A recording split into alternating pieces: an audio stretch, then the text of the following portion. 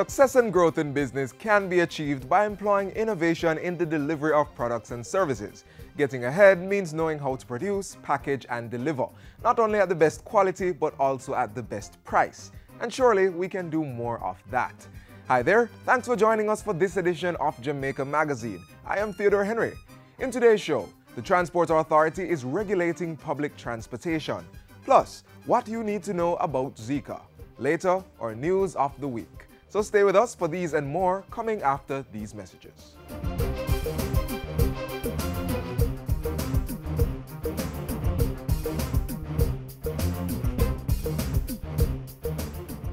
This is the Aedes aegypti mosquito that spreads the Zika, chikungunya, and dengue viruses.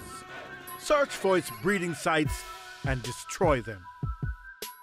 A message from the Ministry of Health. The provision of public transportation service is an important and lucrative business, the mainstay of economic livelihood for many Jamaicans. The Transport Authority has been working to ensure it is properly regulated here in Jamaica.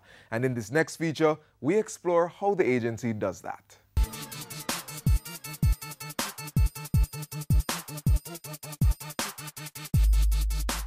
If someone wants to transport people from one point to another in Jamaica, they must be licensed to do so.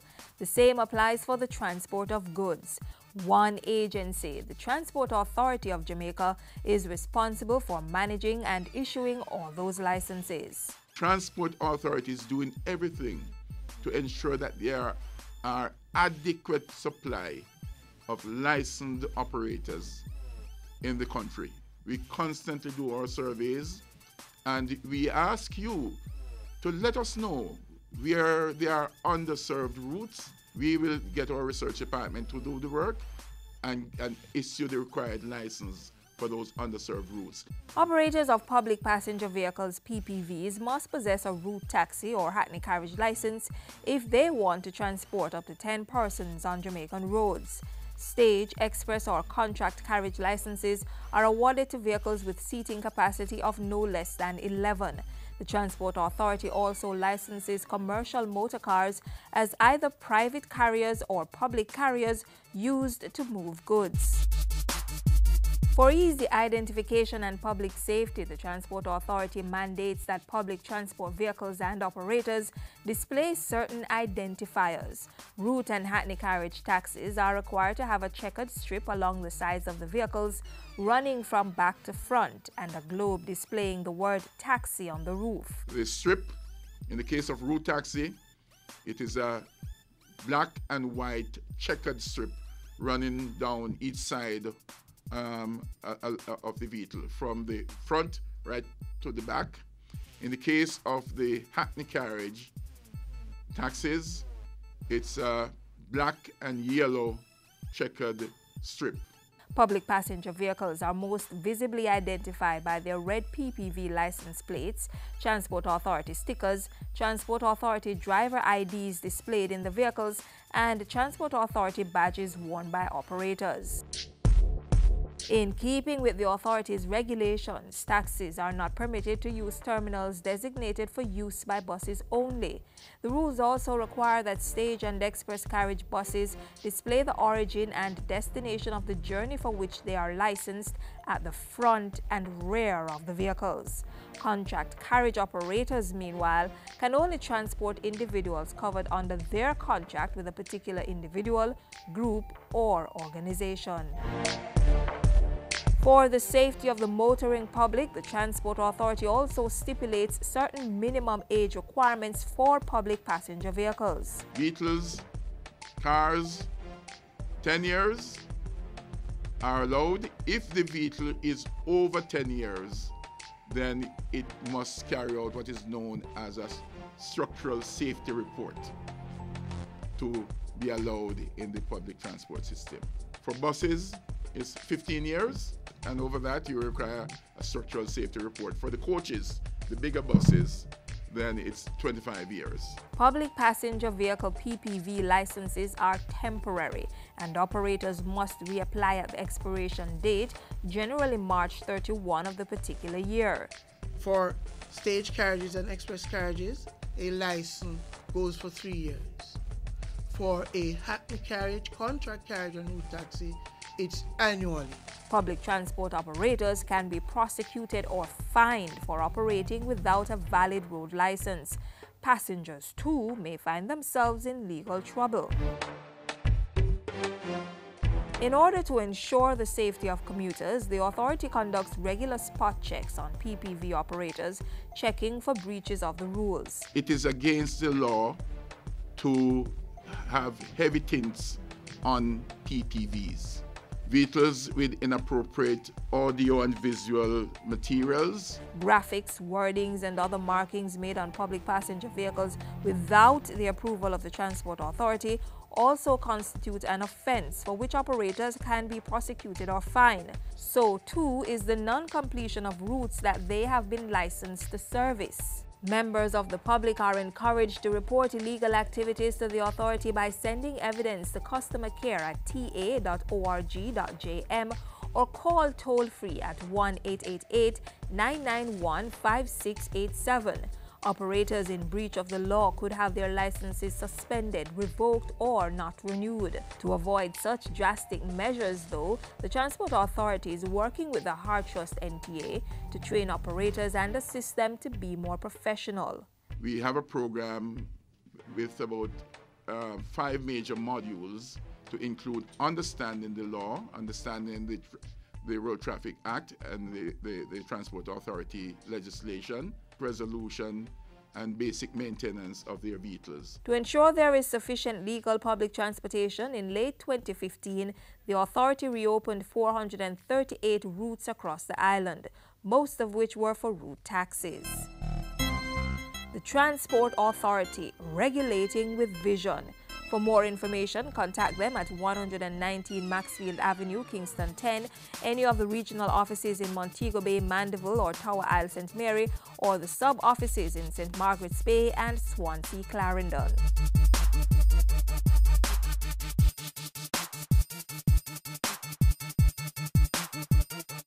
When you're on the road, take your time. When you're on the road, bear this in mind. When you're on the road, you could save a life when you're on the road. The Zika virus illness has caused much alarm as it spreads in South America, Central America, and the Caribbean. But our best weapon against this public health threat is not panic, but rather information and action. So let's get in the know about Zika.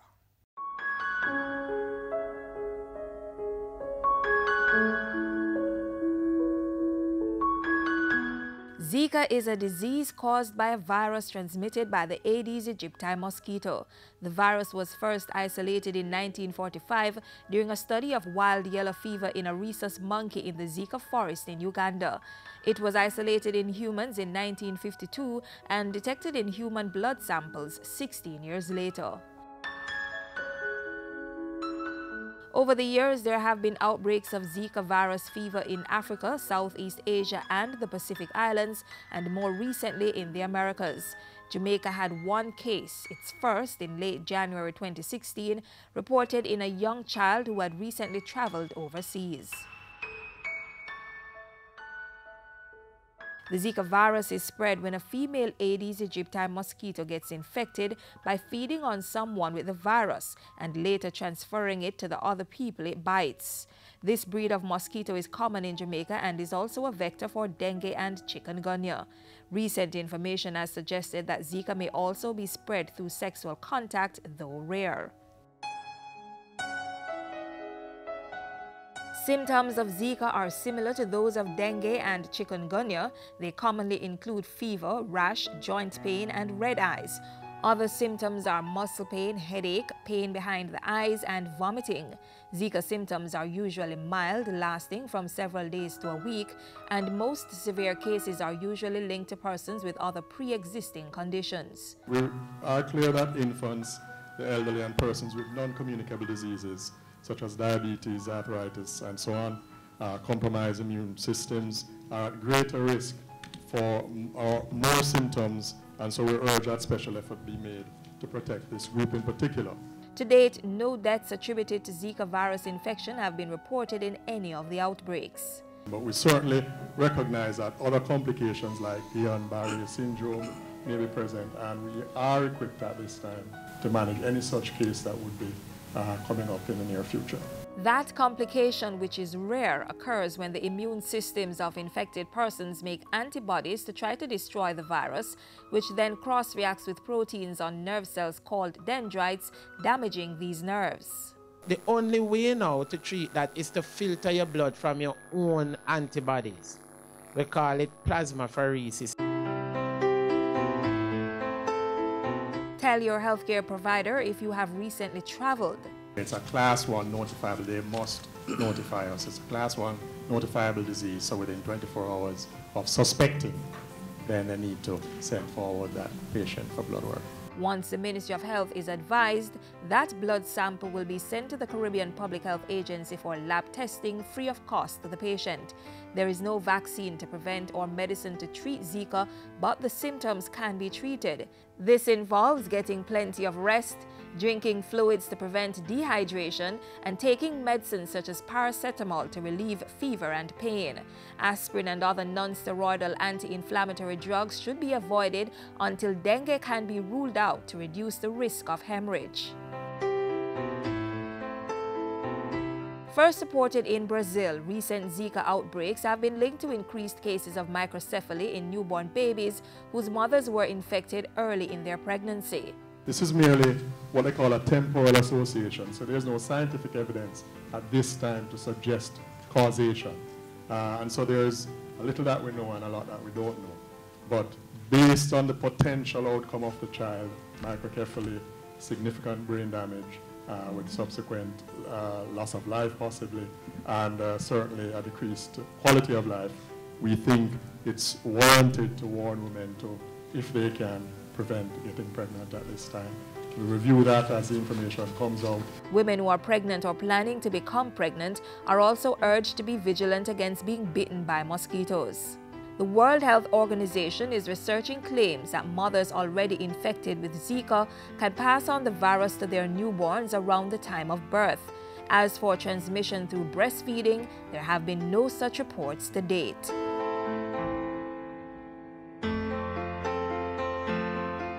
Zika is a threat to everyone, and we must all do our best to prevent the spread by destroying the breeding sites of the Aedes aegypti mosquito and avoid getting bitten.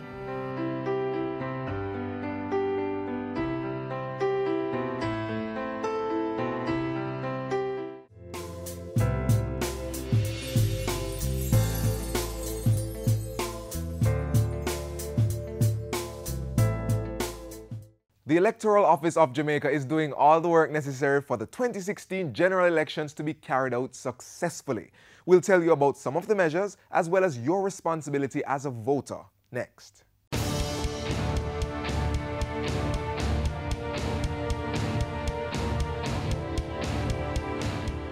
So the date was set. Candidates were nominated for all 63 constituencies, and now we're on our marks at the starting line, waiting. On Tuesday, February 22, police officers, members of the military and election day workers will go to the polls to select the representatives who they believe should form the next government.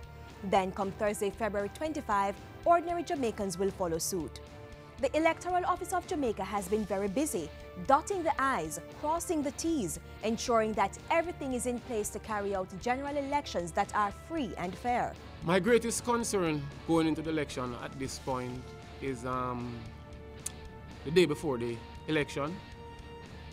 I'm hoping that the workers will be able to be available on time for us to issue the materials and so on, and for us to be able to set up all the locations, especially those in the schools, by nightfall.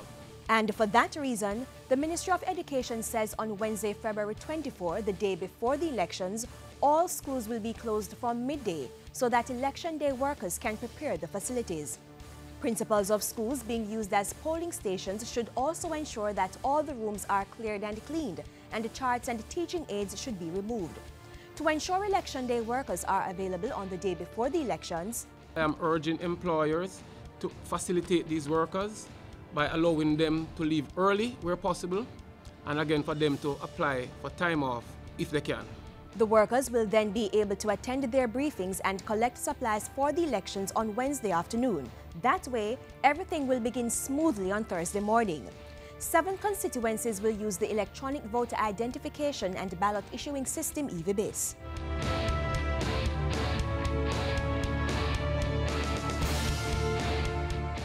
In keeping with Section 33 of the Representation of the People Act, individuals will be able to go to the polls from 7 a.m. to 5 p.m. on Thursday, February 25. The Electoral Office requires approximately 20,000 workers, inclusive of reserves, to man the 7,039 polling stations. These workers have been trained and retrained to ensure they know what to do on the day. Voters too need to remember the do's and don'ts, such as no one is allowed to vote openly, meaning your mark on your ballot must be private, and one is not allowed to take pictures to show who they voted for. If someone should vote openly or to display the ballot, that the presiding officer is required to destroy that ballot paper and to warn the elector. The elector is then issued with a second ballot, and if the act is repeated, that elector would lose the right to vote, and there are penalties if the police decide to act for voting openly. Section 35 of the Representation of the People Act states that upon conviction, one can be fined up to $80,000, be imprisoned for up to 5 years, or face both a fine and imprisonment. And for those who want to loiter at the polling stations, well, the law is very clear in terms of persons congregating within a certain distance of the polling station, and we have had meetings with the police, and we have asked them to ensure that this does not take place. They are required to ensure that the people move away once they have voted and not congregate within the precincts of the polling station. On election day, the Electoral Office is planning to collect the information on all electors in terms of their demographics and so on, which will allow us to provide a profile as to the persons who actually turn out. So, for example, we will be able to say what percentage of voters are between a particular age or the sex and so on, the gender. So the EOJ is in the final stages of preparation to ensure that the February 25 elections are free and fair. You can add your contribution. On election day, put your X beside, well, the symbol corresponding with the name of the candidate of your choice. We leave you with a few voting tips. The correct way to vote. Step 1. Find out exactly where you are to vote before election day. Adrian Atkins. Step 2. Thank you very much. Present your voter's identification card and follow the instructions of the presiding officer. Step 3. Once your identity has been verified and your name is found on the voters list, you will be issued a ballot paper. Step 4. Go behind the voting booth and mark an X with the pencil provided beside the candidate of your choice. Then, fold your ballot twice, leaving the flap out. Step 5. Give the ballot to the presiding officer. Then, dip your right index finger in the electoral ink and watch while your unopened ballot is put in the box. Step 6. Leave the vicinity in a peaceful manner. Your vote is your voice. Make it count.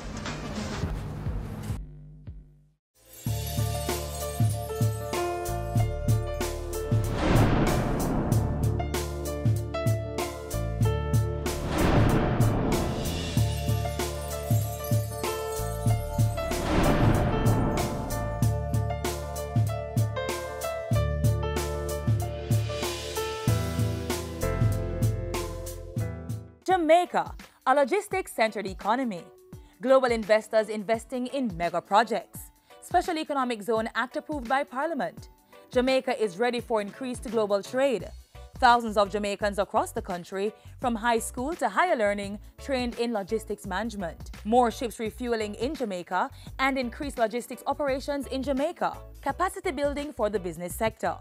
The Jamaica Logistics Hub Initiative, rolling out across the country.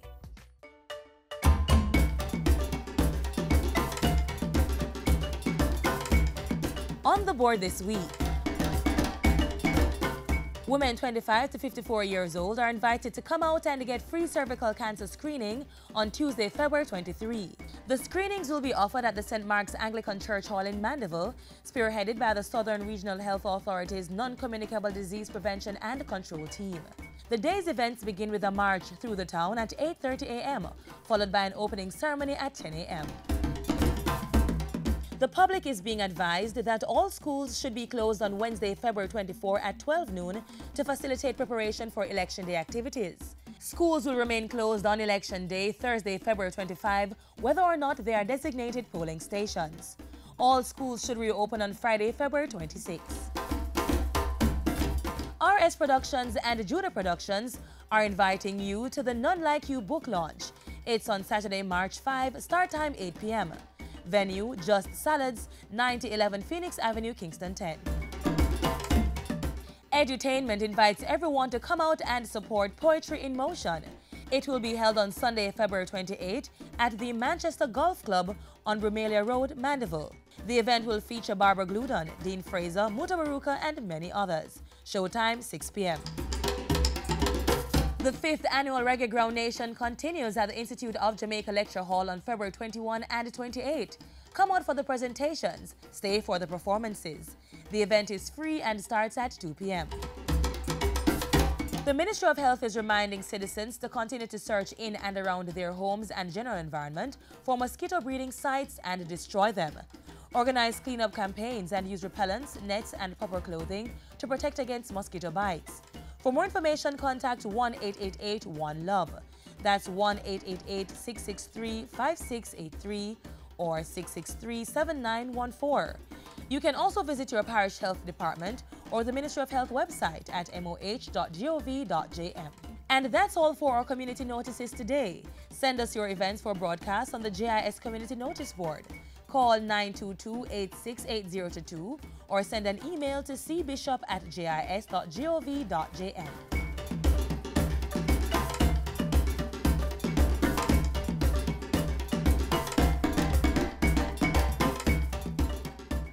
Here now are a few of the stories making our news this week.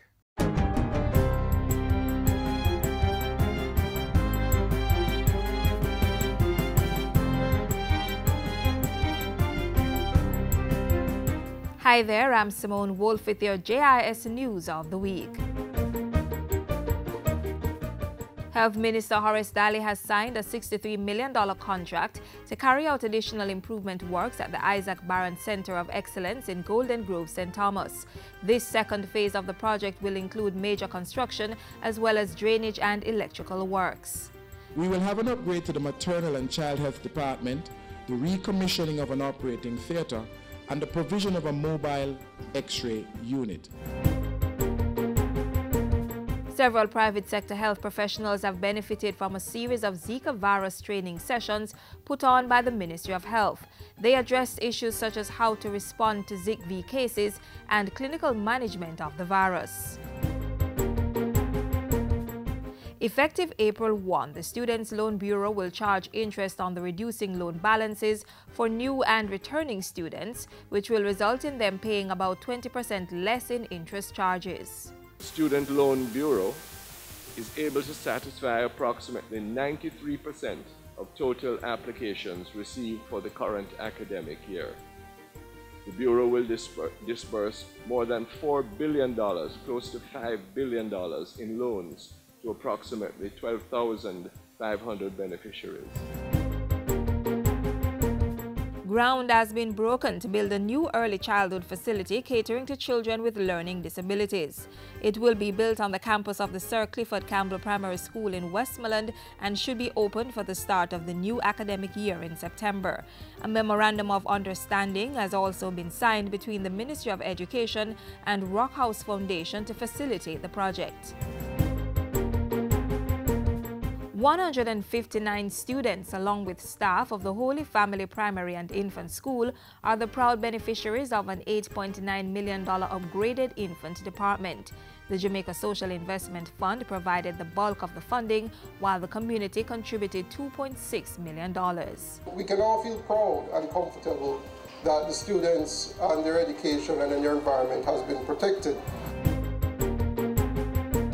Ground was also broken for a $24 million infant department at the Liberty Hill Primary School in St. Anne. It is being financed by the Culture, Health, Arts, Sports and Education Chase Fund. What I can promise you, that come September morning, these children will be walking into a brand new school.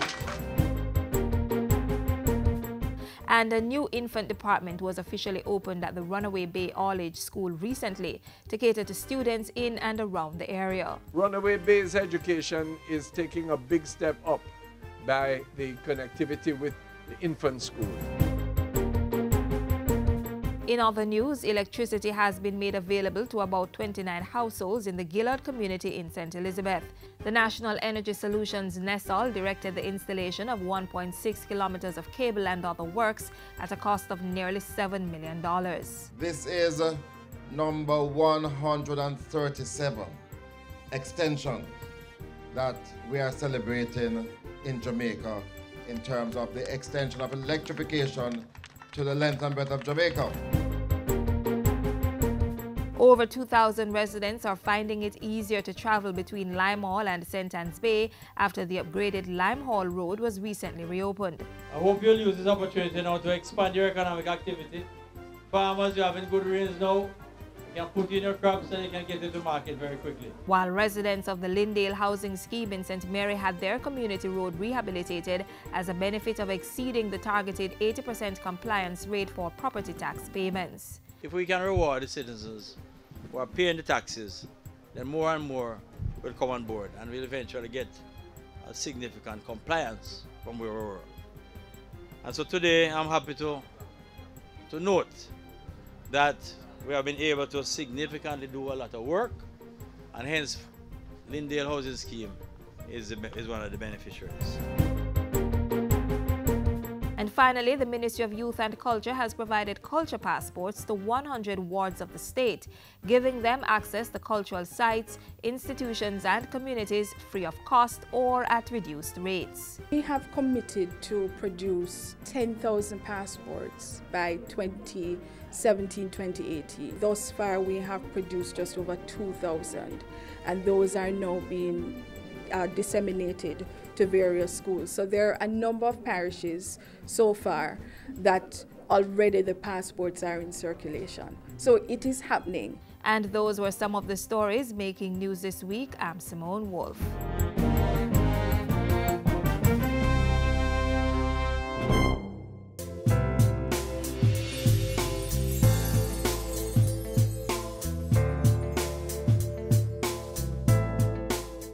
And that brings us to the end of today's edition of Jamaica Magazine. We value your feedback, so keep the link. Tell us what you thought of the show. Send an email to jamaicamagazine@jis.gov.jm or hit us up on Twitter @JISNews. Also, click on our website, jis.gov.jm for the very latest government information. Until next time, I'm Theodore Henry, reminding you to take care of your health, eat well, exercise, get adequate rest, and make every day a productive one.